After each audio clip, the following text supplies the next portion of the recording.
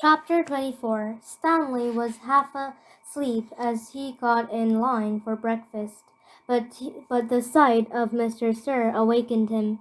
The left side of Mr. Sir's face had swollen to the size of half a cantaloupe. There were three dark purple jags running down his cheek where the warden had scratched him. The other boys in Stanley's tent had obviously seen Mr. Sir as well, but they had a good sense not to say anything. Stanley put a carton on of juice and a plastic spoon on his tray. He kept his eyes down and hardly breathed as Mr. Sir laid some oatmeal like stuff into the bowl. He brought his tray to the table behind him. A boy from one of the other tents said, "Hey, what happened to your face?" There was a crash. Stanley turned to Mr. Sir, holding the boy's head against the oatmeal pie. "Is something wrong with my face?" The boy tried to speak but couldn't. Mr. Sir had him by the throat. "Does anyone see anything wrong with my face?" asked Mr. Sir, as he continued to choke the boy. Nobody said anything. Mr. Sir let the boy go.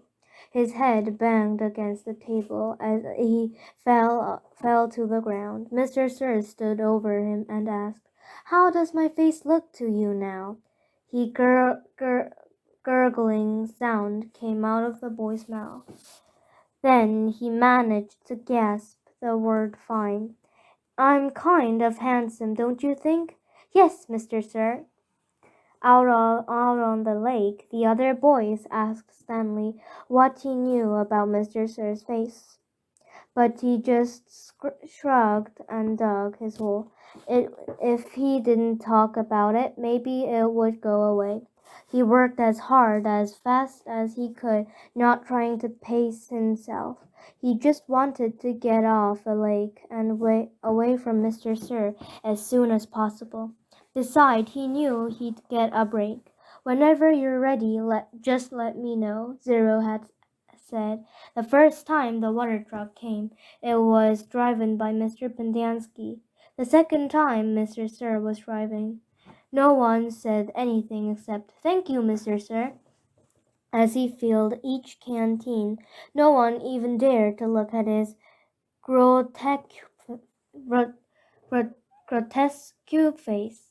As Stanley waited, he ran his tongue over the roof of his mouth and inside his cheeks.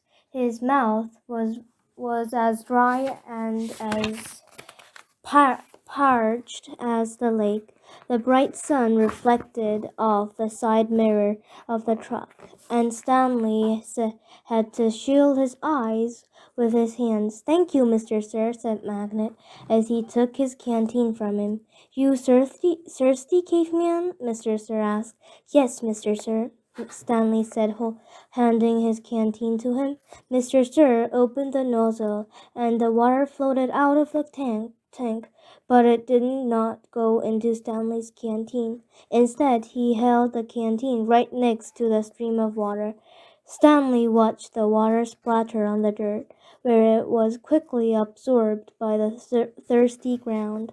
Mr. Sir let the water run for about 30 seconds, then stopped. "You want more?" he asked. Stanley didn't say anything. Mr. Sir turned the water back on, and again Stanley watched it pour onto the dirt.